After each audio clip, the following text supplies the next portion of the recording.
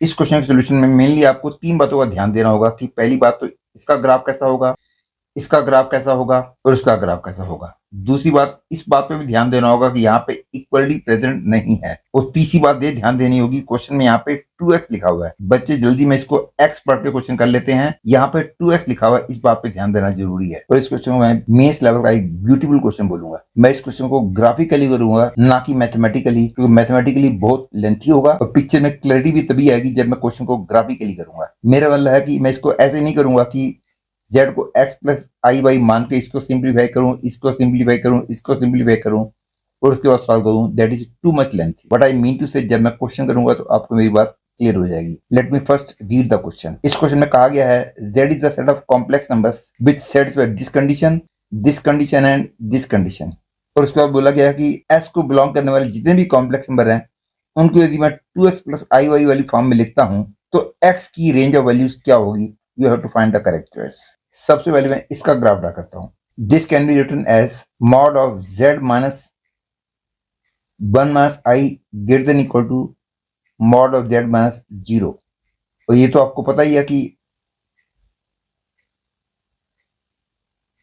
This means distance between the 2 points whose complex are z1 and z2। तो इसका मतलब हो गया z का 1 माइनस आयोटा से डिस्टेंस, इसका मतलब हो गया z का 0 से डिस्टेंस। तो इसका मतलब हो गया z का 1 माइनस आयोटा से जो डिस्टेंस है वो z के 0 से डिस्टेंस से ज्यादा है। तो अब मैं वो सारे पॉइंट पता लगाऊंगा जिनका कि 1 माइनस आयोटा से जो डिस्टेंस है वो 0 से डिस्टेंस से ज्यादा है। क्लियर है? ओरिजिन यहाँ है, 1 माइनस आयोटा यहाँ है। पॉइंट यदि इस लाइन पे लाई करेगा, दैट इज ओ ए के परपेंडिकुलर बाइसेक्टर पे लाई करेगा, तो इन सारे पॉइंटों का ओरिजिन से और ए से डिस्टेंस बराबर आएगा। लेकिन पॉइंट यदि इधर चला जाएगा तो इन पॉइंटों का ओरिजिन से डिस्टेंस कम हो जाएगा और ए से डिस्टेंस ज्यादा हो जाएगा। Therefore to satisfy this condition the points will lie on this side of the line. मतलब ये सारे वो पॉइंट्स हैं जिनका की ओरिजिन से डिस्टेंस कम है और 1 माइनस आयोटा से डिस्टेंस ज्यादा है। That is on left side of the line which is perpendicular bisector of the line O A. और क्योंकि ये परपेंडिकुलर बाइसेक्टर है तो इसलिए ये वाला पॉइंट इसका मिड पॉइंट होगा और इसका मिड पॉइंट जो हो जाएगा वो 1/2 कोमा -1/2 हो जाएगा। तो ये वाला पॉइंट हो गया 1/2 कोमा -1/2। क्योंकि इसका स्लोप -1 है तो इसका स्लोप हो गया 1। तो इस लाइन का स्लोप 1 हो गया, पॉइंट हो गया 1/2 कोमा -1/2।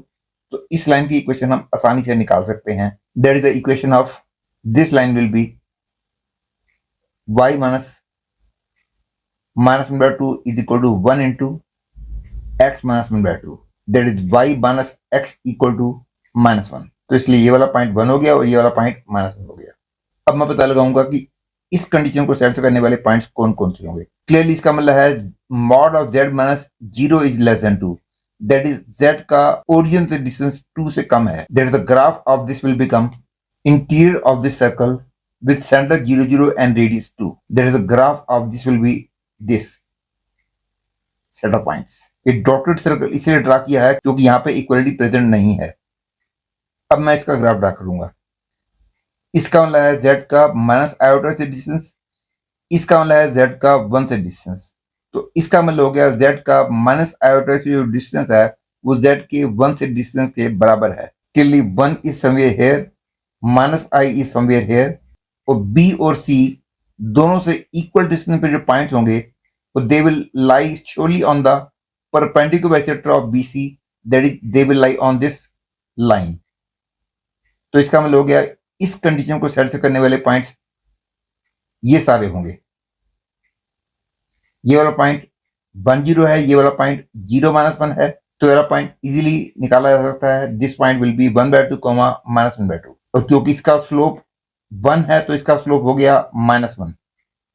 तो इस लाइन की इक्वेशन जो हो जाएगी that will become y minus -1/2 is equal to -1 into x minus 1/2। That is y equal to -x। That is इसका ग्राफ जो है ये लाइन आ गई और इस लाइन का इक्वेशन जो है वो ये है। और अब मैं इस ग्राफ को ग्राफ को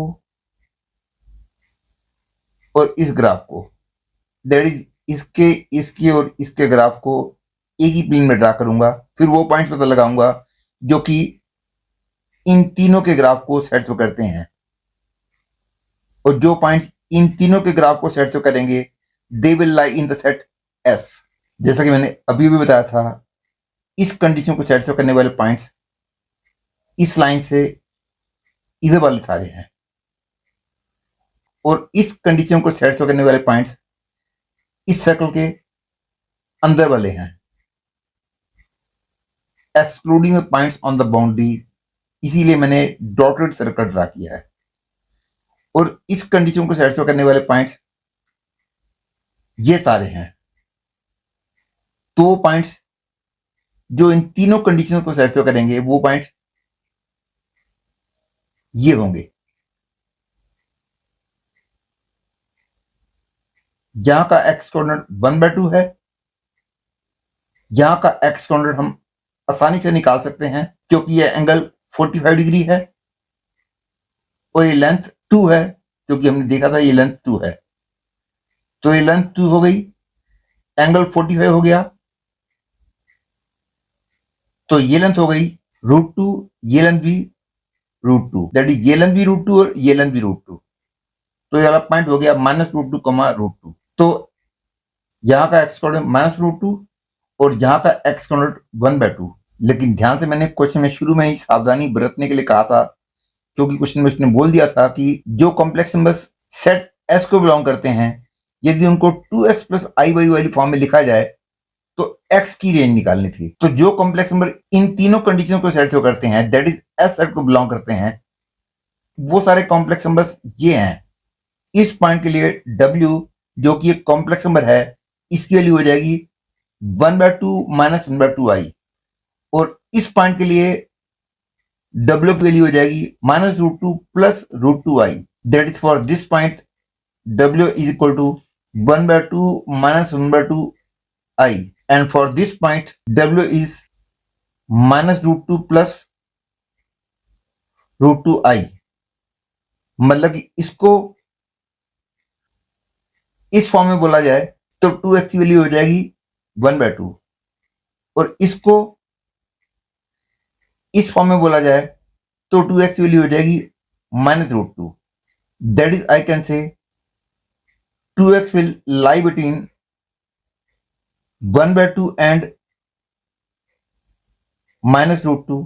ध्यान रहे मैंने यहां पे इक्वलिटी नहीं ली है, क्योंकि एग्जैक्टली ये वाला पॉइंट इस लाइन सेगमेंट पे लाई नहीं करता, क्योंकि ये वाला पॉइंट इसके अंदर नहीं आएगा, और वो इसलिए नहीं आएगा क्योंकि ये वाला पॉइंट इस कंडीशन को सेटिस्फाई नहीं करता, क्योंकि <2 दे रखा है। तो 2x की वैल्यू -√2 और 1/2 के अंदर लाई करेगी। दैट इज x की वैल्यू -1/√2 और 1/4 के अंदर लाई करेगी। That is B becomes the correct choice.